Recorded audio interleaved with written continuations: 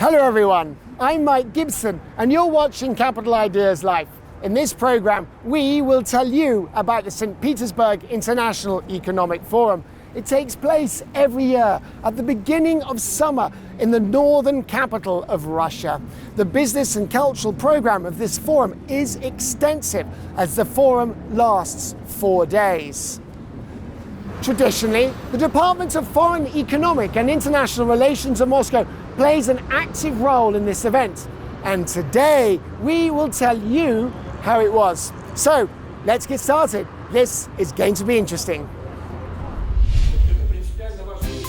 On today's program, everything concerning the business and cultural program for the delegation from the Department for External Economic and International Relations of Moscow. Robots, extraordinary installations and national choreography, the most fascinating pavilions of the forum's participants. A turn to the east in operations. The Moscow government strengthens ties with its partners from Asia.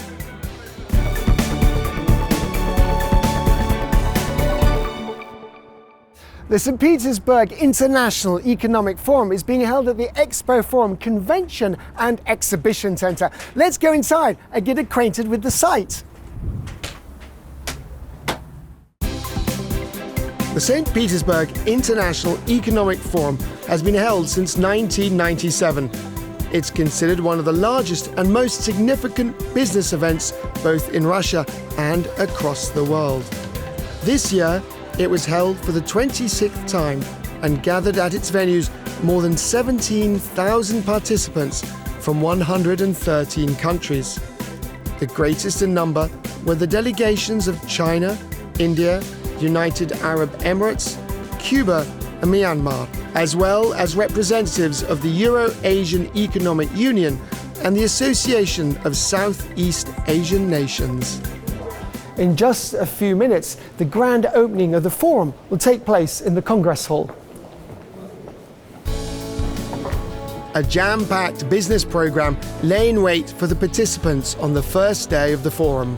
The delegation of the Department for External Economic and International Relations of Moscow, headed by the Minister of the Moscow government, Sergei Cheromin, participated in a number of round tables and discussions. While presenting at a session of the B20 Regional Consultation Forum on the topic of Moving South, Effective Development in the New World, Sergei Cheromin stated that the Moscow authorities had recently noted a heightened interest from the world community in successful projects occurring inside Russia's capital. First and foremost, our partners are interested in Moscow's achievements in the field of transport development, digitalization, the implementation of projects such as Smart and Safe Moscow, and in how we are developing healthcare. We are providing accessible and high-quality education, and naturally, it's very important to us that we strengthen relations and exchange experience in the field of providing sustainable city development and creating comfortable urban conditions. Ultimately, we are a socially responsible city. And today, as you can see, more than half of the capital's budget is spent on social programs in particular. The Moscow government shared the story of its success in the Russian capital with participants at the panel discussion on the topic of the language of diplomacy in a multipolar world. The meeting was devoted to matters of organizing communications with different nations in conditions which see Russia turning to the east. It also addressed the question of establishing international relations not only via state institutions, but also with the aid of businesses, the press and methods of public diplomacy. A year ago, the United Nations, represented by the UN Habitat, recognized Moscow as the most comfortable city amongst the world's megacities, as well as the city with the most developed urban infrastructure. For us, this is the highest valuation. We are placed in international rankings as the best city in terms of digital technology development.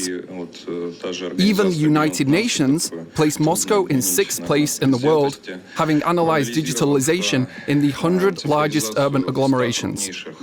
And of course, it's difficult to accuse the UN of showing any bias.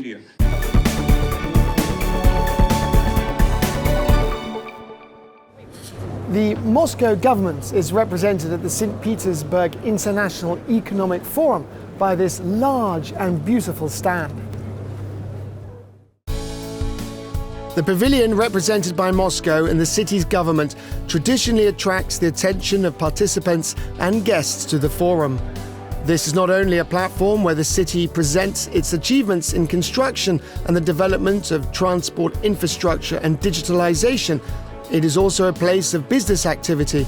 During the forum, the mayor of Moscow, Sergei Sobyanin, conducted his work meetings here with officials and representatives of the business community. You can also try real Moscow ice cream, right here, served by this robot named Monty. The ice cream comes in 4 flavors: peach, pistachio, mint, and vanilla. I'm choosing mint.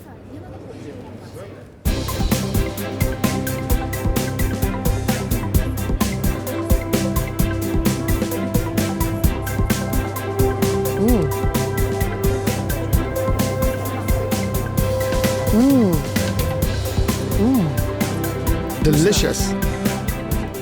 During the forum, more than 2,000 portions of ice cream were served to visitors from the hands of this unique robot. Monty is a brainchild of Moscow engineers. Such Monty cafes are open today and successfully operate in Zaryadye Park and the Moscow Zoo, as well as in 6 other Russian cities and even in the United Arab Emirates. This is our project. It's already 4 years old, and it knows how to provide not only ice cream, but a whole other range of products. We started in general with coffee, caffeinated drinks, lattes, cappuccinos, Americanos, and then we developed the project. And now, in addition to coffee-based drinks, we can give out various juices and ice cream, including sweets that are similar to M&Ms. And we even have projects such as a robot bartender.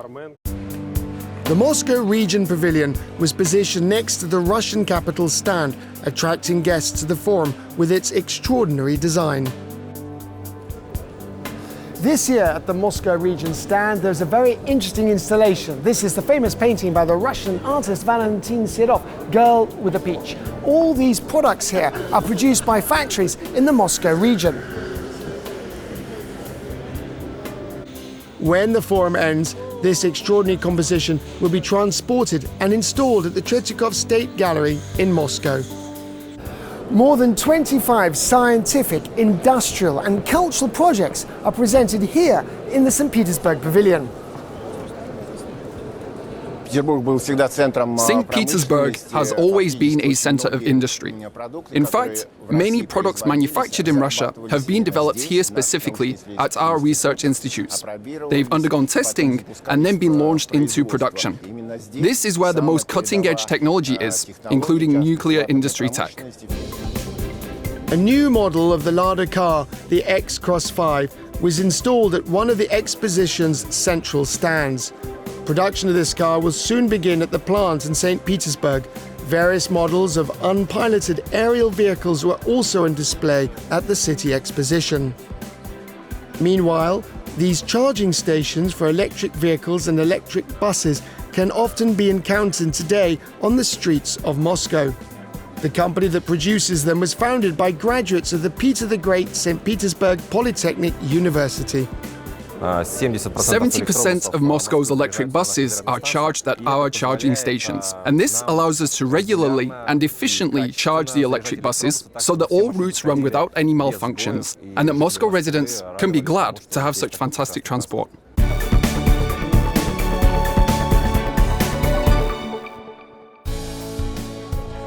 During the St. Petersburg International Economic Forum, 8 bilateral business events were held in a business dialogue format between representatives of the Russian Federation and foreign partners from the countries of the Arab world, Latin America, the Association of Southeast Asian Nations, China, and India. The Roundtable Russia-India, a business dialogue, is about to start in one of the conference halls. Its participants will discuss issues of cooperation between the two countries in the economic sphere. The session was moderated by the Minister of the Moscow government and Chairman of the Board of the Business Council for Cooperation with India, Sergei Cheromin. As a matter of fact, today India plays a huge role in the development of global trade and economic relations, and the most important role amongst the BRICS countries. And some experts estimate that by the year 2050, India's gross domestic product will total up to $25 trillion, while other experts claim it could reach $30 trillion, which will make India one of the 3 largest economic countries in the world.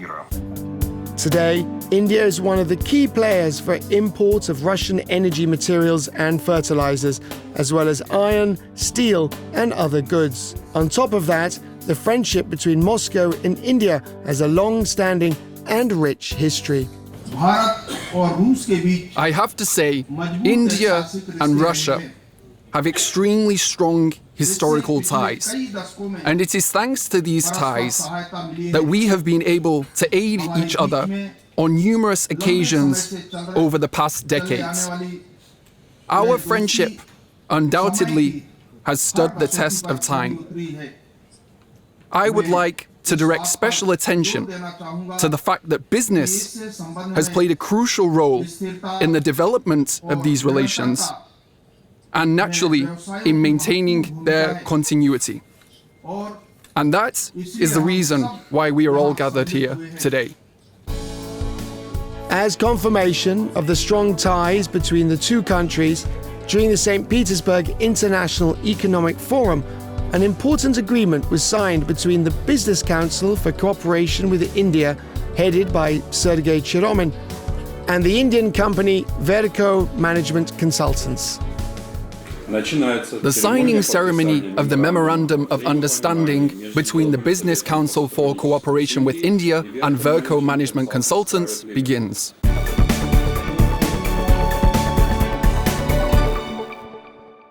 Traditionally, during the St. Petersburg International Economic Forum, the Department of Foreign Economic and International Relations of the Moscow government arranges official receptions for the participants. This year, the guests of honor of the evening were representatives of the Indian delegation. The event took place, as is customary to say, in a warm and friendly atmosphere. The Masada Groove Ensemble was responsible for the evening's musical accompaniment, performing traditional Indian music on classical national instruments.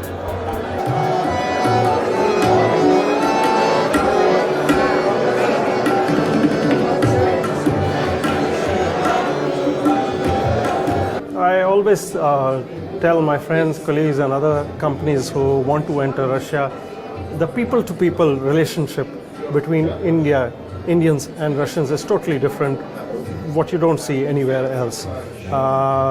Probably it's because that the Russians have long known Indian mentality through Indian movies, etc., even during Soviet times. So they have a soft corner for Indians. Everywhere I go, I'm greeted and treated very well in Russia. A huge number of entrepreneurs are delighted to cooperate with India. This is the tightest possible mutually beneficial cooperation between our countries, no longer concerning ties between leaders, but rather its entrepreneurs. Conditions have been created for mutually beneficial cooperation.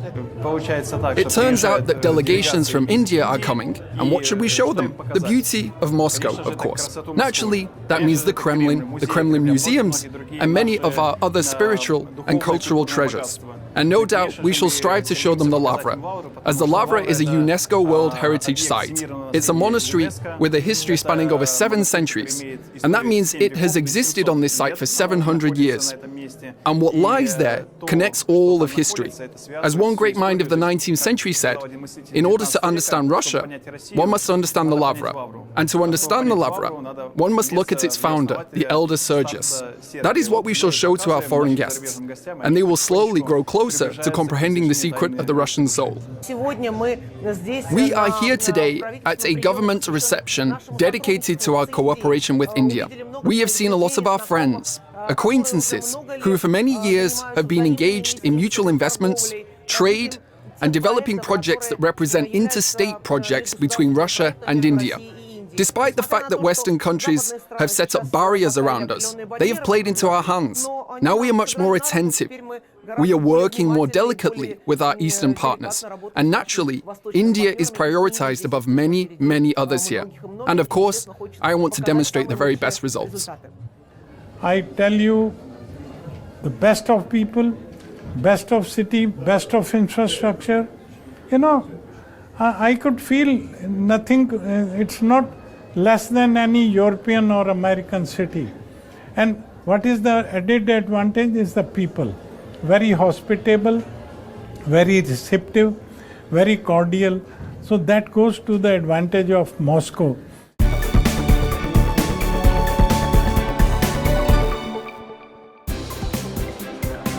Perhaps the most anticipated event of the St. Petersburg International Economic Forum was the plenary session attended by the President of the Russian Federation, Vladimir Putin. On the eve of his speech, he met with the President of the United Arab Emirates, Mohammed bin Zayed Al Nahyan, and the Arab delegation was one of the largest among the forum's participants. At the session which took place yesterday, we presented the projects we are bringing to fruition. First of all, our industrial hub, which is aimed primarily at supporting companies, developing companies, and developing relations with the United Arab Emirates. We see an opportunity for development, for creating an IT hub. And naturally, it will be important for everyone to create a cultural center, as this is indeed also a very important factor, because the two countries must be brought together, not only by the economy, but also by culture, connections, and relationships. We can say that our relations are already on a high level. There is room for growth, but there is infrastructural and systemic solutions to develop our relations further. This year, the United Arab Emirates is taking part in the St. Petersburg International Economic Forum with the status of a guest country. This means that the country is represented here not only by a rich business program, but also by numerous cultural events. For example, now in the Arab Pavilion, a dance group is showing the forum guests the traditional male dance, Al-Ayana, with a bamboo cane.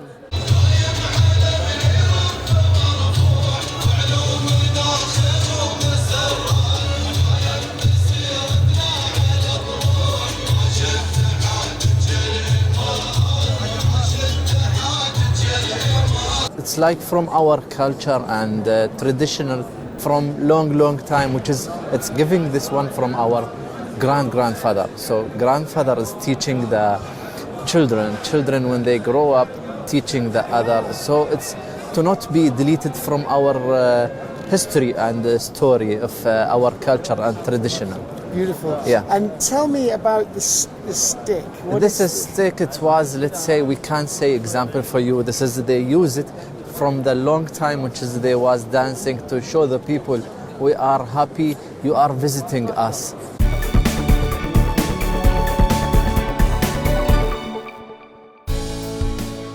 The Chinese delegation at the St. Petersburg Forum was also one of the largest and most diverse.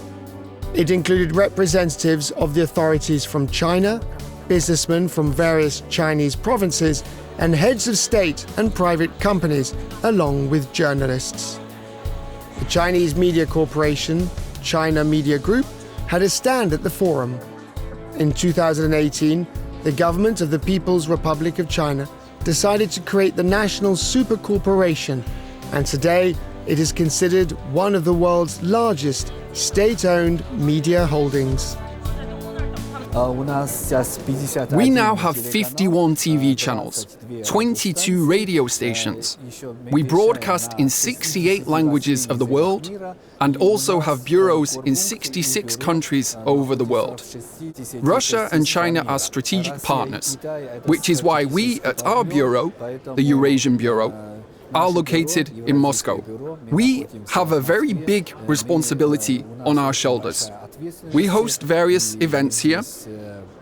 We conduct collaborative projects with our Russian colleagues, and to Chinese audiences, Russia is undoubtedly a very important country, a very interesting country. Our viewers always keep very close track of what's happening here in Russia.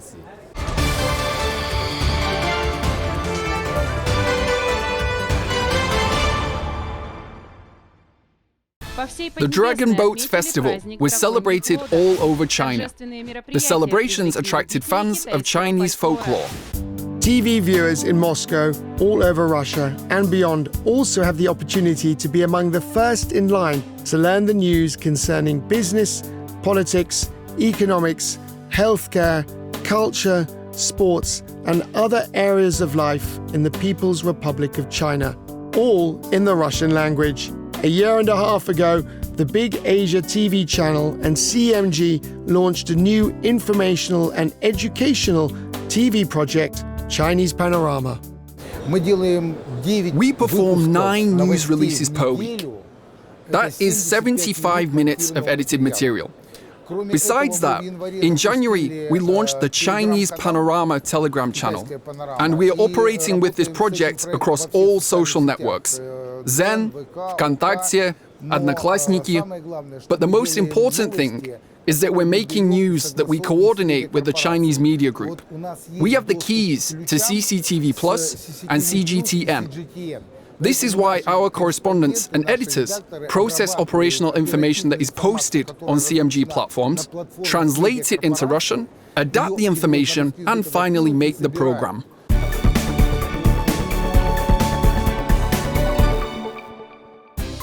Under the auspices of the St. Petersburg International Economic Forum, the head of the China Media Group's Euro-Asian Bureau, Wang Bin, was awarded a prize for international cooperation and development of foreign economic activity.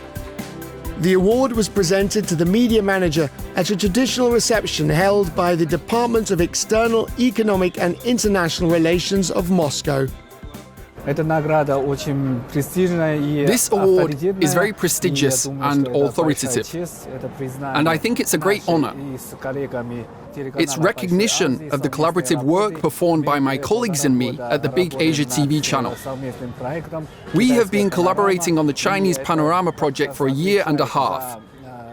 And this ultimately accounts for the realities we face, and we have learned to respond to new challenges. And this is our joint project aimed at strengthening the friendship between the Chinese and Russian people. The forum this year is very impressive, as there are almost no reductions in world travel due to COVID-19. And I can see that more representatives from different countries have come to the forum this year, especially from our country, from China. And of course, I've seen a lot of our businessmen here, representatives of the diplomatic corps and other industries.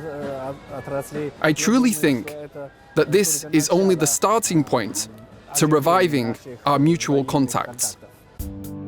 Amongst the award winners, there were also diplomats, civil servants, and cultural figures.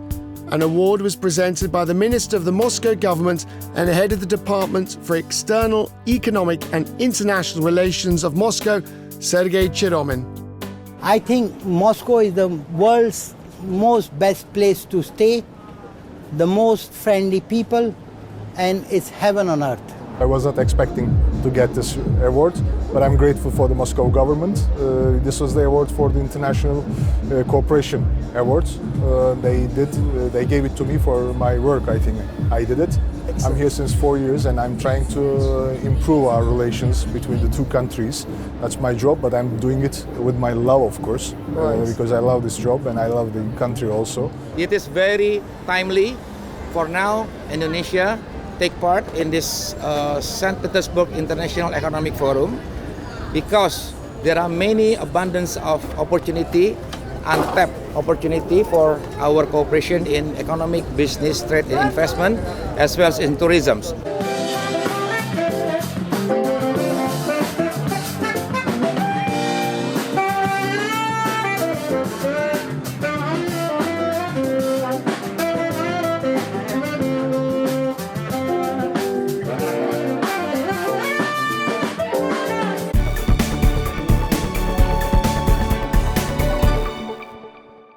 That's the end of the St. Petersburg International Economic Forum. It really was a very busy and interesting 4 days. The scale of this forum is amazing. Next year, we'll definitely come back here again. You've been watching the program Capital Ideas Life. I'm Mike Gibson. See you next time.